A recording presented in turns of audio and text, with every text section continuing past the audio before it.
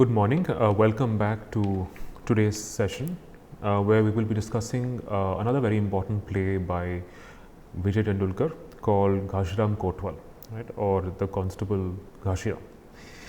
Ghashiram Kotwal, and in his very brief introduction and historical overview of the play, the theatre critic Shomik Bandopadhyay describes the the reception, the performance and reception of the play.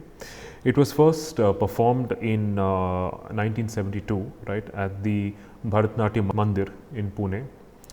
And Ghashiram Kotwal won several awards in 1972-73 at the Maharashtra State Drama Competition. But after 19 performances, this play was banned primarily on two counts. The first reason was that the play was objected to be anti-Brahmin, and the second reason was that the main character of the play, Nana Fadnavis, was conceived by the playwright was not historically correct. Now, what is the play about? The play itself is about a man called Ghashiram, who then becomes the Kotwal or the Constable of Pune. And the entire play is set in Pune, and the play focuses on Nana Fadnavis, who is the cult hero of the play, and he is himself the deputy of the Peshwa. He is the chancellor of the Peshwa in Pune in the 17th century, right? So when people actually watch the play, many of them criticize the play for not having a historically accurate representation of the Nana. Right? The play itself, even though it's set in a much earlier historical period of the Maratha Empire, and also the Brahminical hegemony that ruled over Pune and that was the major source of support for the Nana and the Maratha Empire. The play still has a certain contemporary relevance. It still bears relevance to the corruption of contemporary politics. So, if you look at the play, it is a very, if I had to provide you with a very broad overview of the play itself has to do with a man named Ghashiram who migrates to Pune in search of work, and he himself claims to be a Brahmin from Kannauj, but the Brahmins of Pune refuse to accept him as part of them because they believe in the purity of the Puneri Brahmins, and every other Brahmin is seen to be subordinate and foreign. And he comes there in search of work, and he accidentally meets the Nana when the Nana accidentally trips and falls, and when he helps the Nana up, the Nana is very pleased and he gives Ghashiram Kotwal a pearl necklace. And the other Brahmins of Pune resent Ghashiram for this recognition, and they try to fight over the necklace, and then they end up humiliating and beating Ghashiram up, for which he decides to take revenge, and he is made the Kotwal of Pune by Nana. But then he does not end up being a very righteous ruler. Right? He actually ends up ill-treating and mistreating the people of Pune. He imposes a police state, a kind of complete totalitarian regime where everyone is controlled, even their thoughts are controlled. They have absolutely no freedom whatsoever. So, and of course the play ends with Ghashiram being beaten up and killed for his tyranny. Right? So the entire play really is about the corruption, the hollowness of political power, and the corruption exhibited by this man who ends up becoming as tyrannical as the powers that he initially began to oppose. Right? The play in some sense also is about the blurring of ethical boundaries, that towards the end there is really no difference between the perpetrator of violence and the victim, right? In this case Ghashiram. Right? So the play itself has a very large cast, and this is primarily because the play drew a lot from certain folk traditions of drama, and like many of the other playwrights of his time, like Girish Karnad, Tendulkar also drew a lot from local folk traditions, and this can be seen in the dance and song sequences and performances in the play, where you have a large number of characters who play Brahmin men, who also very often form a wall in the play. There's a wall in the play. And very often the wall, functions as a boundary or a partition on stage. But there are times when the actors that compose the wall step out of their position as a wall, and they end up performing a character or commenting on the action in the play. So it's very interesting to see how in this particular play, Tendulkar draws a lot from folk traditions and uses people as both props as well as characters. So the play itself draws a lot from several folk traditions, including the Khela, the Dashavatar, the Tamasha, the Gondhal, the Bharud, the Bahurupi, the Vaghya Murli, and so on. Right. So, and then you also have another very important character who is the sutradhar, right? And this is, of course, a very interesting traditional character that you find in folk drama. The sutradhar, or the narrator, who very often interposes in the proceedings of the play to keep the audience abreast of what is happening, right? So, very often the actors switch parts with perfect timing. This includes the actors who form the wall. This very often also includes the sutradhar himself, who is either a narrator or a character in the play.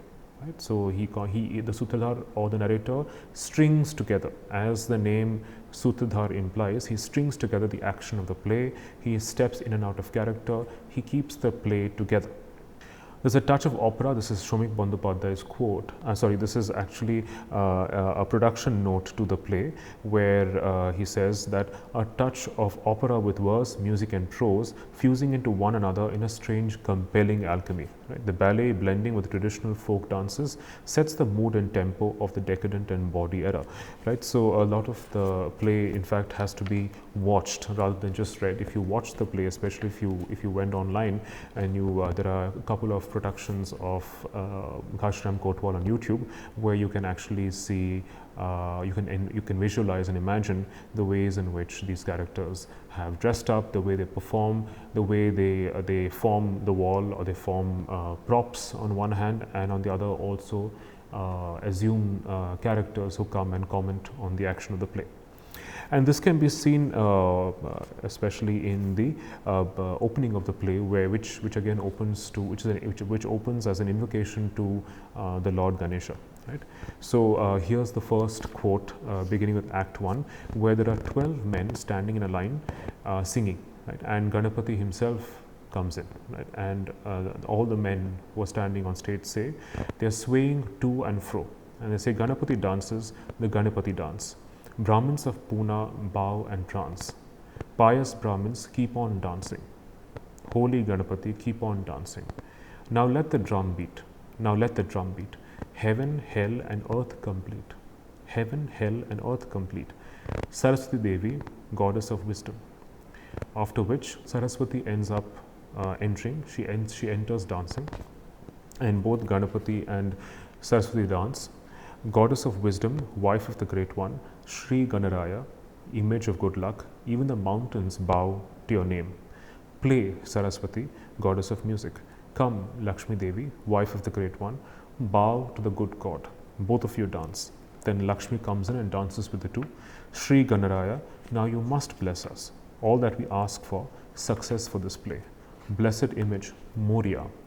Ganapati Bappa, Moria. Blessed image, Ganapati Bappa. Right? So this is repeated, the tempo increases, it ends with Moria. Ganapati, Lakshmi and Saraswati go off stage. Right? So this is how it begins. It begins as a very traditional invocation to these three gods, wishing for the success of the performance. Then you have a sutradhar who comes in, and he asks the 12 men who form the wall to actually introduce themselves. And he asks them, these are all Brahmins from Pune, who are you? And one man says, I'm a Vedantic scholar, another one says, I'm a Vaidya doctor, a third one says, a logician, a fourth one, an astrologer, a fifth one, a linguist, a sixth one, a baron. So you can notice that, and they come from different regions of the country, Sringeri, Tanjore, Rameshwaram, Kumbakonam, Banaras, and so on. But they say we come from everywhere, but we are still all Pune people. So the Brahmins of Pune claim to form a very distinct identity of their own, right? And they believe in their own purity and the power, the fact that they all occupy very important positions in court.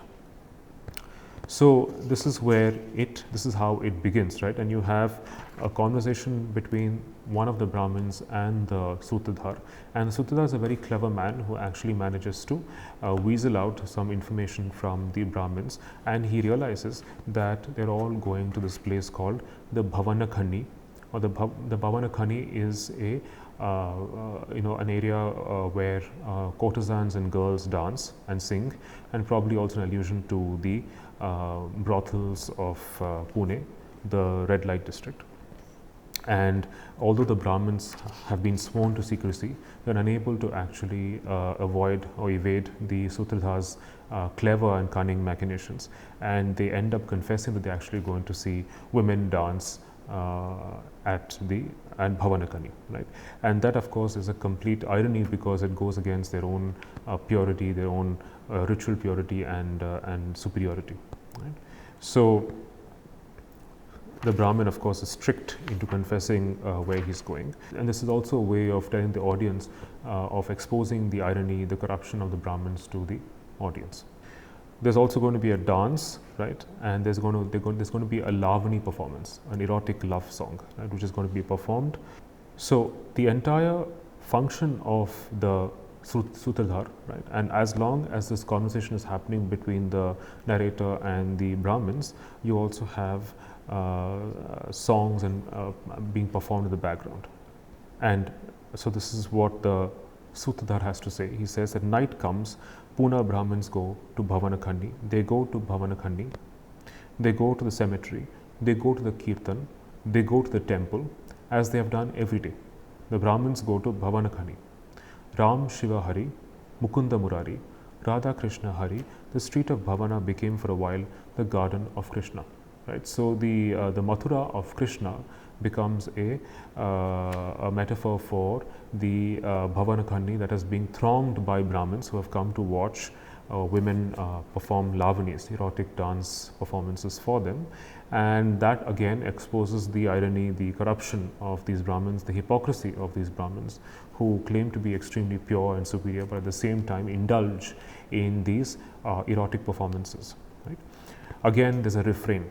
The sutradhar constantly repeats certain lines in order to expose the irony and corruption of these Brahmins. The Brahmins go to Bhavanakhani and the Brahmin wives stay at home. They stay at home. Oh, they stay at home. They wait. They cannot sleep. Do you know what's happening in Bhavanakhani in the house of Gulabi? Gulabi the courtesan. So that's a repeated refrain throughout the initial phase of Act 1, where the sutradhar actually exposes the Brahmins for being lustful and ignoring the wives who stay at home. Right? They're all infatuated, besotted by Gulabi the courtesan. Right? The Brahmins have lost themselves in Bhavanakhani and the Brahmin women are at home. They stay at home. Oh yes, they stay at home. The Brahmins have lost themselves in the cemetery in Kirtan. The Brahmin women are sentenced to solitary confinement. Even the Nana himself is besotted by Gulabi. Gulabi is a very famous courtesan whose beauty seduces all these men. And it's in the midst of this dance performance that Ghashiram meets the Nana who has come to watch Gulabi perform. And as the Nana trips and falls, Ghashiram helps him, for which he is rewarded with a pearl necklace. And this creates resentment among the other Brahmins of Pune. He says, in that altercation between Ghashiram and the other Brahmins, the first soldier says, "Hey, who are you?" Ghashiram, "I am Ghashiram Sabaldas from Kannauj." Second soldier, "Go on, move aside. Why are you here?" Ghashiram, "They are honoring Brahmins. There's a feast." First soldier, "What does it have to do with you?" Ghashiram, "I am a Brahmin too." Second soldier, "You a Brahmin? Where is your shaven head? Where is your holy thread? Where is your pious look?" First soldier, "Where is your holy book? Recite the hierarchy of caste. Tell us, when did you last fast?" Second soldier, looks like a thief. First soldier, looks like a scoundrel. Ghashiram, no, I am a Brahmin from Kannauj, new to Pune. Coming back from the ceremony, a Brahmin pats the pocket of his shirt and suddenly yells, thief, thief, my pocket's been picked, my prize money is gone. It's gone, I'm lost, I'm dead, I'm drowned. Hubbub on the stage. Ghashiram is beaten. Ghashiram has been falsely accused by one of the Brahmins for stealing. Right? Soldiers drag Ghashiram fighting off the stage. Ghashiram yells, let me see Nana Sahib, take me to Nana Sahib. The Sahib comes to the festival and watches. The Brahmin complains to the Nana saying that Ghashiram has stolen his prize money. And then finally the actual thief is discovered, and the Sahib says, the thief was someone else, I saw it. He was behind you at the ceremony and ran away with your money.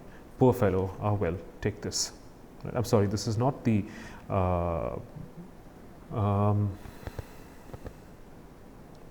this is actually the English side, not the Nana side. There's also an Englishman, a British officer in the act, who discovers the real thief and frees Ghashiram from the accusation. Ghashiram declares his intention for moving to Pune. He says, fortune came to find my fortune, wife came too, and my dear daughter. Because of them, God stopped the slaughter, but I am not a thief. The sutradhar says, maybe you are, maybe you are not. In this place, it matters not a jot. In this damn spot, we are in the same pot. I am a thief, you're a thief. Lie down easy, save yourself grief. The beds of stone, rest, easy. Don't moan. The bloody body rests well on gold stone. I speak from experience. So what the narrator is actually saying here is the fact that this is a place which is structured by corruption. Everyone is potentially guilty of something, right? No one is absolutely innocent. Nobody is an absolute victim. Even if they are, they're absolutely engaged, embroiled in some kind of conspiracy, right? So no one is absolutely free of corruption. Everyone, anyone can be potentially guilty. So he says again, I'm a thief, you're a thief. Our only hope is the mercy of the police. Your theft is their bribe. If their mercy ends, we end, so we bend. So there's no justice in Pune, right? Everyone is at the mercy of the police. If you can actually win the police's favor, then you are scot-free. You're left scot-free. Otherwise, you are a thief, right? You suffer. Ghashiram says, but I didn't steal. I swear to God I didn't. I'm not a thief. I'm from Kannauj. I'm a Brahmin. I've been here 2 weeks. I came here to find my fortune and lost my reputation. How did it happen? What will happen to my wife, to my daughter? What will they say when they hear of this? Right? So Ghashiram is helpless when he's being accused of theft. Then the narrator says, friend, the thief is dependent on the police. If not, they'll soften your bones. Sometimes they break your bones. Sometimes they crack your bones. Sometimes you lose your life. The thief earns what he thieves. It's easy income for the police. It's a partnership. The thief is a simple thief. The police are official thieves. So the police are official thieves because they are always looking for bribes. If a thief wants to live, to the police he's got to give. You need protection money, and on top of that, their mercy might end any time. Right? So you're always at the mercy of the police. You never know when their mercy will end, and you will actually be branded as a thief or behind jail. And so will you. You'll get kicks and blows. You'll see the cell. No one will know your address, Baba. That's how the play will end one day. No one will weep. No one will remember you, Baba. What's the use? One petty thief less in a world of big thieves. So, little servant, go to the feet of God. So the point is that everyone can be potentially accused of theft, of having committed some crime in this state of Pune. For as long as you have the favor of the police, you will be free of blame. But the moment you lose their favor, you will be accused of theft. And so he suggests that Ghashiram actually seek the favor of God, right? But it's not like as though religion or faith in God actually frees these people from corruption. Even religion itself is a corrupt institution, as we shall presently see. So the soldiers and the Brahmins together humiliate Ghashiram. They want him to get out of Pune, but Ghashiram is determined to seek revenge. Right? So he says, "But I'll come back. I'll come back to Pune. I'll show my strength. It will cost you. Your good days are gone. I am a Kannauj Brahmin, but I've become a Shudra, a criminal, a useless animal. There's no one to stop me now, to mock me, to make me bend, to cheat me. Now I'm a devil. You have made me an animal. I'll be a devil inside. I'll come back like a boar and I'll stay as a devil. I'll make pigs of all of you. I'll make this Pune a kingdom of pigs. Then I'll be Ghashiram again, the son of Savaldas once more." So Ghashiram does not actually end up staying an innocent victim. He actually decides to take revenge, and he realizes that this humiliation has made him very bitter and vengeful, and so he actually becomes worse than the people who have abused and humiliated him. Then there's a long performance of the Abhang and the Lavani, and it's interesting because Abhang is a religious genre of folk singing and music and kirtan, as opposed to the Lavani, which is an erotic song and dance performance. So you see the two being juxtaposed in this act. And it's at this Abhang performance where they are worshipping Ganesha that the Nana discovers a young girl who is Ghashiram Kotwal's daughter, right? And her name is Gauri, right? And she's a young girl who's worshipping the god, but Nana is completely overtaken by lust for this girl, and he tries to seduce her. And when he makes sexual advances on the girl tries to escape from him, and he ends up actually grabbing the servant, the male servant instead. Right. So this very encounter, in fact, when the girl accuses him of actually trying to seduce her in front of the Lord Ganesha, the Nana mockingly says, "That idol of holiness, that holy Ganapati, the maker of good, look, he has two wives, one on this side, one on that side. If you sit on our lap, he won't say anything." So you again look at the mockery, the way he mocks at religion. Religion itself seems to fail to compel anyone, right? So it kind of suggests that even the idol of Ganesha is a mere idol, right? It does not command any faith, right? But it only seems to be a mere witness to this scene of violation. The girl says, "You're like my father, Nana, only in age, but our devotion is only to this graceful image. Don't lose any more time. Youth will not come again. The bloom will not last. My dear, you're like a daughter to us, someone else's." "I'm afraid," the girl says. Right? So he tries to seduce the girl, but he actually ends up, grabbing the male servant when the girl runs away like a frightened deer. So Nana, in blind lust, grabs the servant at the door. So this itself suggests the impotence of this man who is completely blinded by his lust. He can't even recognize, he can't even distinguish a girl from his male servant. But the Nana is determined on getting Gauri because he's completely besotted and charmed by her beauty. And then he realizes that she is Ghashiram's daughter. Ghashiram later on says, "Now he's in my hands." And Ghashiram is very, very upset when he sees Nana trying to seduce his daughter. And Nana already has several wives. And Ghashiram suddenly cries out, saying, "Now he's in my hands. Oh, my daughter, the beast. Oh, you people, look, I've given my beloved daughter into the jaws of that wolf. Look at this, father." So this is when Ghashiram is very upset, but he cannot do anything about it. But he has a pact with Nana where he exchanges his daughter for becoming the Kotwal of Pune. So even Gauri becomes a mere scapegoat, a mere victim for Ghashiram's own political interests. Look at this father. So he's obviously regrets the fact that he has given his daughter to this man for his lust, putting the child of his heart up for sale. Look at my innocent daughter, a whore. That old over-eyed bastard. Look at him, eating her like a peach. Spit on me, stone me. Look, but I will not quit. I'll make this Pune a kingdom of pigs. Right? So he regrets the fact that he has given his daughter in exchange for his own political interests, for his own desire for revenge. Ghashiram agrees to give his daughter only for a night. And then he realizes, he tells the Nana that he will take his daughter back and get her married to redeem her sexual stigma, but in exchange for becoming the Kotwal of Pune, right? To which the Nana agrees.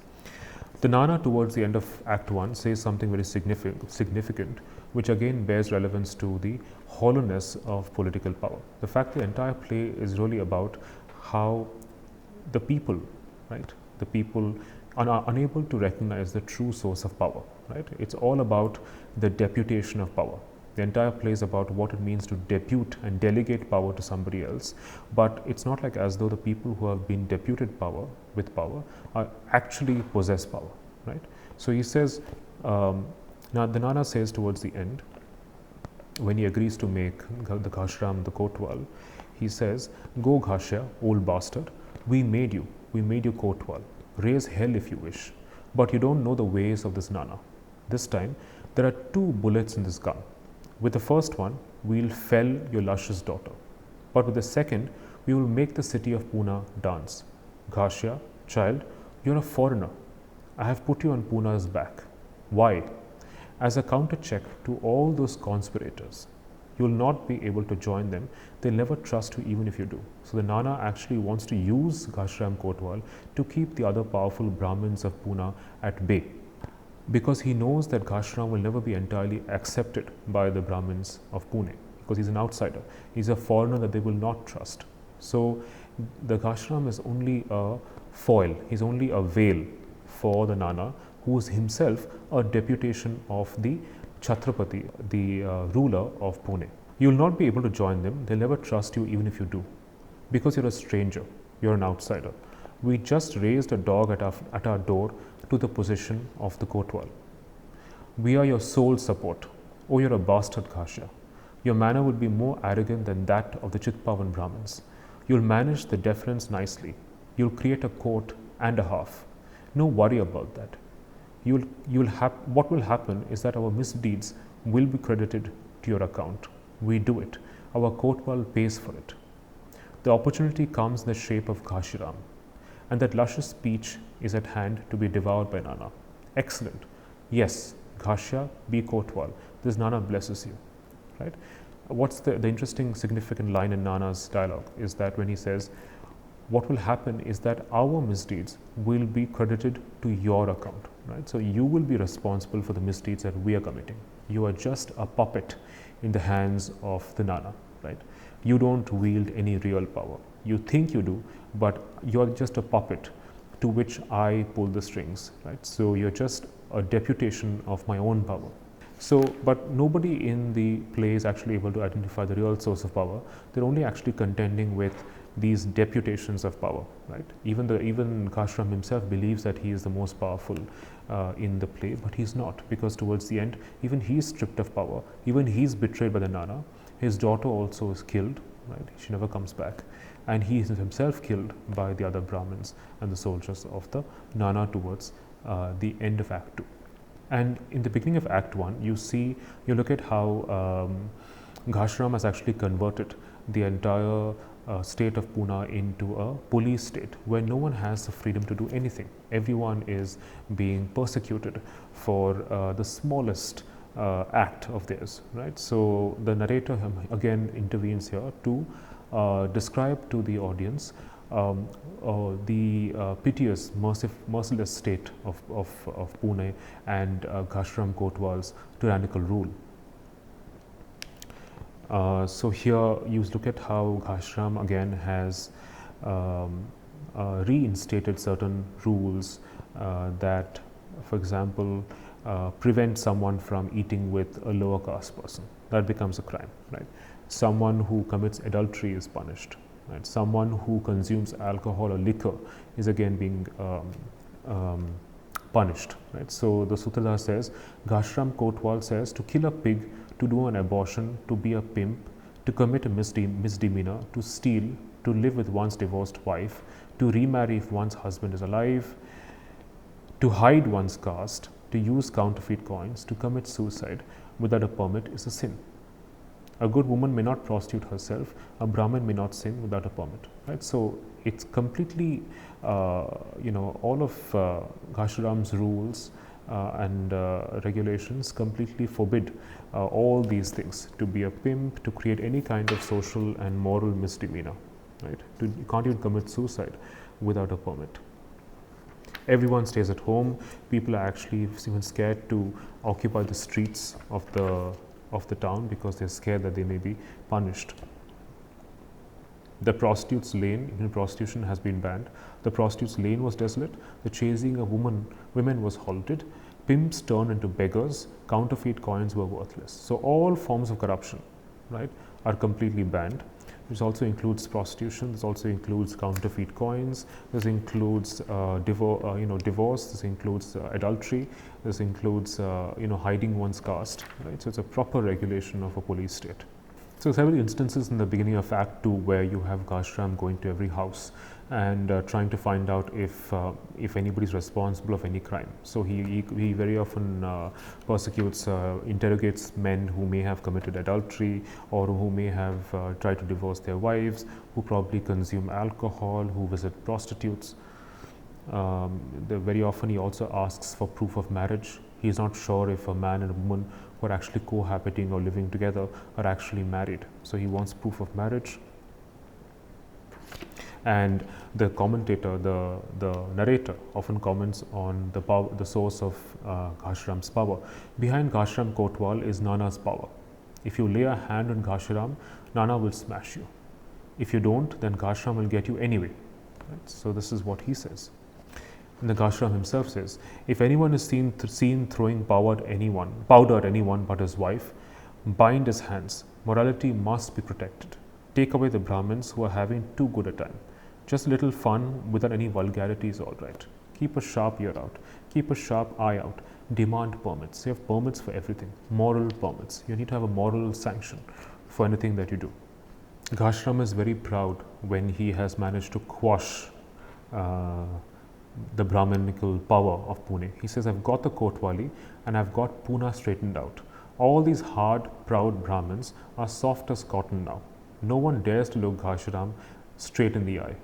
Now, once I find a fitting husband for my darling daughter, that piece of my heart named Lalita Gauri, and get her married, then everything will be the way I want it. I'll make such a show of the wedding that no one's tongue will dare utter one bad word about my daughter. And if some tongue starts wagging, it's easy to cut it off.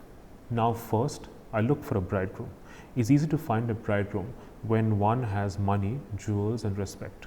And my daughter's beautiful, 1 in a million. Right? So he decides to get his daughter married. But then he discovers from the narrator that the Nana is getting married. And he wonders if the woman that he's getting married to is actually Gauri.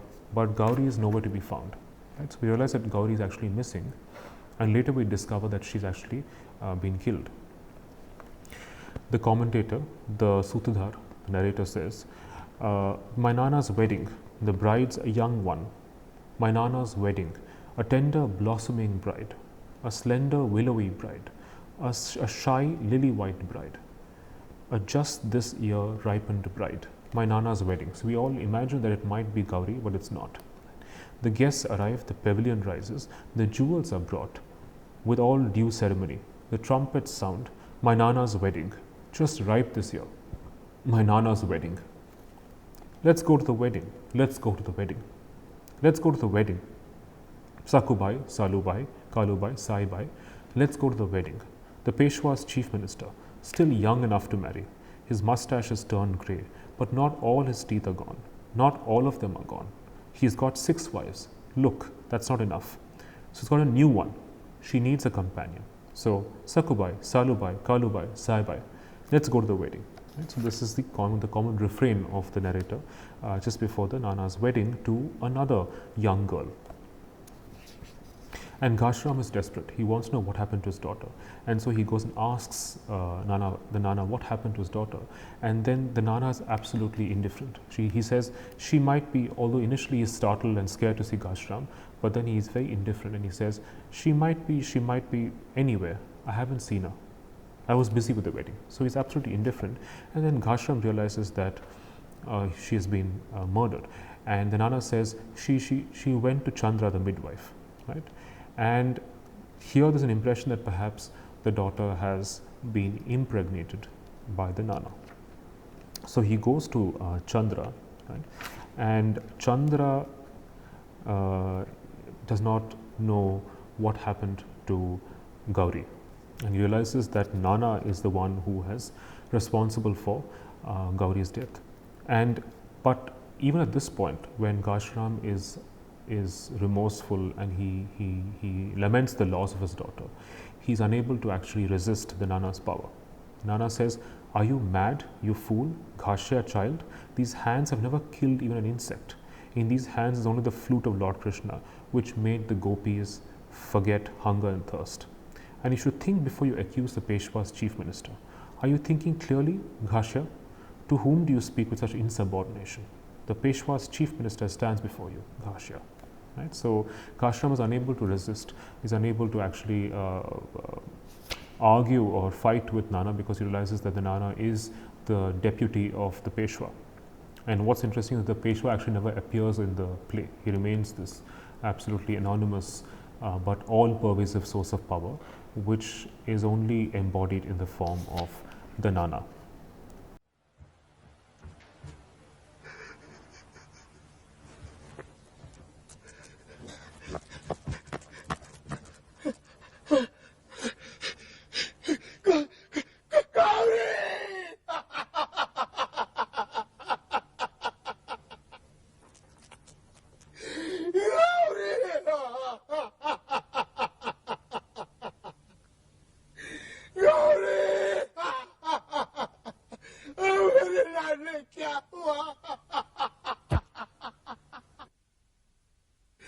आता तुझ्या मारा हे तोंड कसा दाखवू गौरी मेरे लाडले मेरे कलेजे का टुकड़ा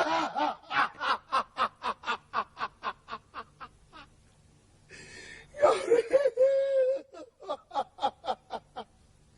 ये क्या हुआ बेटे ये क्या हुआ गौरी गौरी बेटे क्या हुआ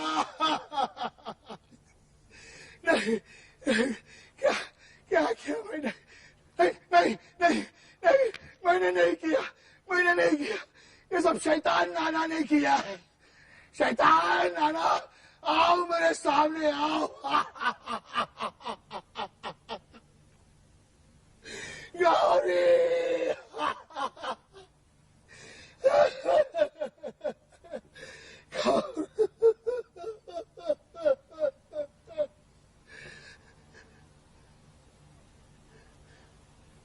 कौन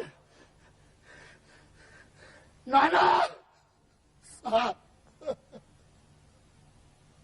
मीच किती वाईट वाटून घेशील रे घाशी आता शांत हो बरे काही झाले तरी रीत सुट्टा कामा नये ती विसरू नये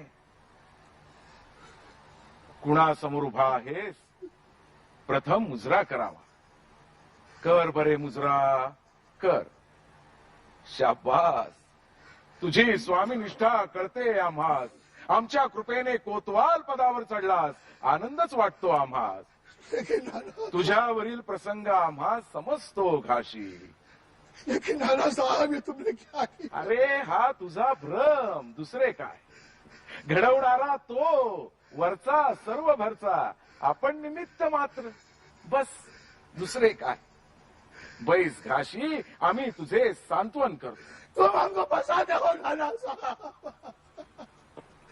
तुमने मेरे अकेले बेटी को जान लिया मेरी प्यारी मासूम अकेली बेटी को तुमने मारा अरे वेळ का खूळ चांडाळा या हाताने कधी कीड मुंगी सुद्धा नसेल मारली या हातात सदा कृष्णाची मुरली जिने गोपींची तहानभूक हरली आणि पेशव्यांच्या प्रधानावर आरोप करण्यापूर्वी जरा विचार करावा माथे ठिकाणी आहे ना तुझे कोणासमोर करतोस बेअदबीची भाषा पेशव्यांचा प्रधान तुझ्या समोर उभा आहे घाशा लेकिन नाना साहब अरे काय सारखा नाना साहेब करतोस?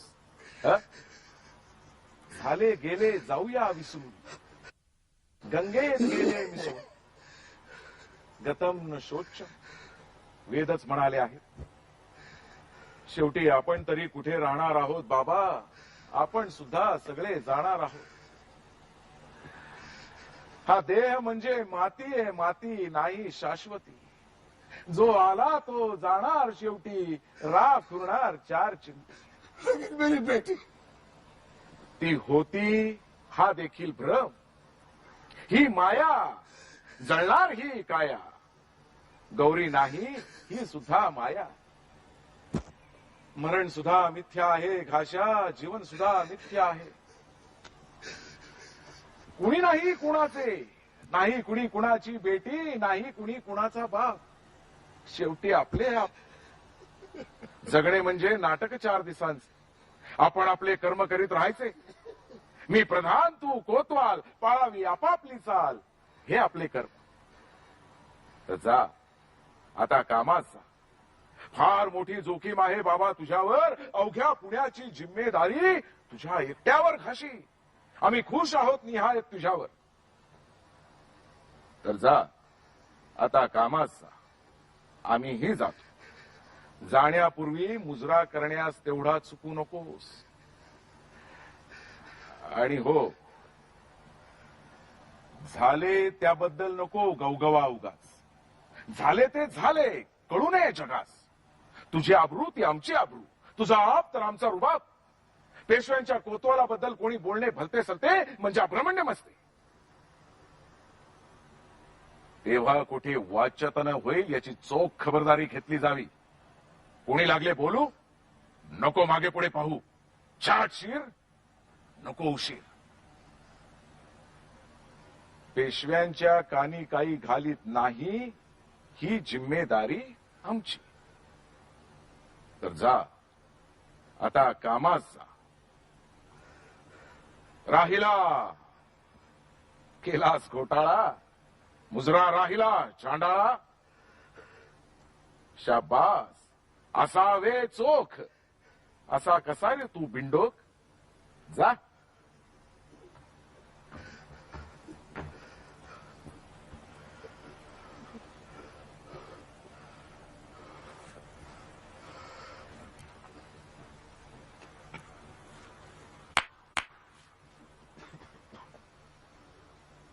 गौरीचा मुर्दा हलवून ताबडतोब नदीत फेका. हाड जरी कोणास गावले तर मोडतील तुमचे हाडे. जा. गौराई जाते सासरी, गौराई जाते सासरी, गौराई जाते सासरी, गौराई जाते सासरी, गौराई जाते सासरी, गौराई जाते सासरी, गौराई जाते सासरी, गौराई जाते सासरी, गौराई जाते सासरी, गौराई जाते सासरी, गौराई जाते सासरी, गौराई जाते सासरी. Then Anna says, so when Ghashiram actually laments his daughter's loss, he says, oh now, what's this Nana Sahib, Nana Sahib? Let's forget what's happened. All merges into the Ganga. Thou shalt not grieve over what is gone. The Vedas have said that. After all, Ghasha, will we live forever? We too, every one of us will leave. Ghasha, this body is earth, just dirt. Okay, you cannot rely upon it. What comes, goes. 4 handfuls of ash remain. It is a misapprehension to think that she was here. It was illusion. The body will burn. It is misapprehension to think that she is no longer here. Death is without meaning, Ghasha. Life too is without meaning. It's interesting that the playwright has given Nana such philosophical lines about the impermanence of the body, that death has no meaning whatsoever. No one is anyone's daughter. And this is true because in the state of Pune, in the state of irredeemable corruption, no one belongs to anyone. There is no justice. Right? There are no ethics. No one is anyone's father. In the end, only oneself belongs to oneself. Life is a dance of 4 days charm. So one is forced to be selfish. One has to be ruthless. In this play of power, there is no space for bonds. There's no space for belonging. There's no place for intimacy and love. That's enough. I'm the chief minister. You are the Kotwal. These are our duties. So go to your duty. This is a given trust given to you. Ghasha, the responsibility of all Pune is yours alone. Ghasha, we're very pleased with you. Go to your work. We also go, and so on. And this makes the Kotwal all the more ruthless. He goes around beating and killing people of Pune, right? And there's no remorse whatsoever. And this is when, towards the end of the play, the Ghashiram himself is in some sense beaten up and killed by the other people of Pune. Towards the end of the play, Ghashiram says that he has his position as Kotwal has been cancelled by the Nana, right, at the request of the Brahmins, and the Nana is also ordered for the Ghashiram's execution. And towards the end, Ghashiram says, "Hit me, beat me some more, hit me. Why stay so far away? Come on, you cowards, still scared? I spit on you, beat me, come on, beat me, come on, stone me, cowards, big shit, come on and beat me, I dare you. Hit me, look, one of my hands is tied, and you're scared, come on, beat me, crush me." The mob yells, Ghashiram Savaldas, I danced on your chest, but I wasted the life of my little daughter. I should be punished for the death of my daughter. Beat me, hit me, cut off my hands and feet, cut my skull, come on, look, I'm here, oh that's very good, very good. The Nana says, "Ladies and gentlemen, citizens of Pune, a threat to the great city of Pune has been ended today, a disease has been controlled." Right? So after Ghashiram has been killed, beaten up and killed by the mob, he says, a disease has been controlled. The demon Ghashiram Kotwal, who plagued all of us, has met his death. Everything has happened according to the wishes of the gods. The mercy of the gods is always with us. Let the corpse of sinful Ghashiram rot. Let the wolves and dogs have it. Let the worms have it. Whoever attempts to take away this corpse will be punished. Whoever mourns for him will be hanged. So in this public execution of Ghashiram becomes a warning to anybody else who wishes to actually transgress the power or challenge the power of the Nana and the Peshwa. All living relatives of Ghashiram Savaldas will be found, bound and expelled from the city. So the city does not tolerate any kind of transgression, any kind of challenge to the rule of the state. We have ordered that from this day on forward, not a word, not a stone relating to the sinner shall survive. We have commanded that there be festivities for 3 days to mark this happy occasion. It actually ends on a dance with and an invocation to Ganapati. So you also see how religion in some sense is not in some sense a actual ritual force, but an abstraction of awe, right? Rather than a material force. In some sense, it reinforces the caste dominance of Pune, the Brahminical dominance of Pune, and the way people of belonging to other castes are humiliated and divided, right, in their opposition to the Brahminical force. And as to end with a quotation by Shomik Bandyopadhyay, he says that, like ceremony, both religious and secular, the deceptions of deputation. We talked about how the deputation of power is deceptive. We don't really know the real source of power. Everyone only wears a mask of power. Right? Like ceremony, both religious and secular, the deceptions of deputation constitute yet another device of power. The real power uses the masks of deputation to mediate the exercise of power, to hide from the victims the real face of power, so that all resistance is effectively deflected. Intermediate democratic institutions, or the paraphernalia of bureaucracy, too often regarded as repositories of at least executive power, are more often than not masks or mediations that veil the actual exercise of power and hide the perpetrator from the eyes of the victim. Right? So you don't really know the real perpetrator of this power and violence. Even as Ghashiram, fool that he is, thinks that the Kotwali will mean power in his hands, Nana knows, quote, what will happen is that our misdeeds will be credited to your account. Right? So it's not like as the Ghashiram himself possesses absolute power, but he himself is just a veil for the Nana's real power. He's just a derivation, a secondary derivative of the Nana's power. What is also important is that in the process of trying to kill Ghashiram, right, stoning Ghashiram to death, it's also important to realize that this is not the end of people like Ghashiram, right? Because there will always be people who will try and rebel and transgress. There will always be new Ghashirams that emerge, new people who are greedy for power and are corrupted by it. And by the end, it becomes clear that no one is actually innocent of corruption.